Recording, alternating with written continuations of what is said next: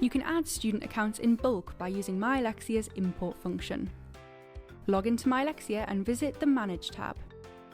Select the student list from the top and click the Import button. This will allow you to upload a spreadsheet of your students' information to add accounts in bulk. Before doing this, make sure to access the template file by clicking the Import Guidelines link here and downloading the empty template file. Here are some things to remember when preparing this template.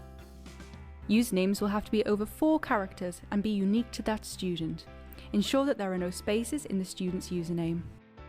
Passwords will also need to be over 4 characters, but can be the same for every student if desired. Passwords must only consist of letters, numbers and underscores and are case sensitive. This column allows you to assign a year group to the student. Ensure that only the number relating to their year group appears here, so a Year 5 student will simply have the digit 5 in this box. Type R if you are adding a student in the reception year. You can also use the template to assign the student to a class. To place the student in an existing class, make sure that the class name is spelled identically to how it appears in the classes list in myLexia, or a new class will be created. Of course, if you wish to create a class here, simply add the name of the new class into this box instead. Class names are not case sensitive. A student may be placed in more than one class. Each class name should be separated by a comma with no space after the comma.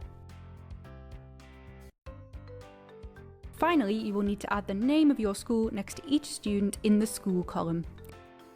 Ensure this is spelled identically to how it appears in myLexia.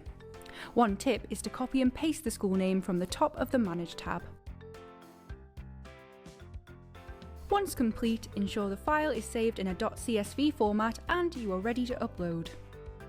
Click the Import button and find the prepared template file. Next, confirm the number of new and modified student accounts you are adding, and then check the number of new classes is correct. Click Import and all of these accounts will be created and the students will now be able to log on to the program.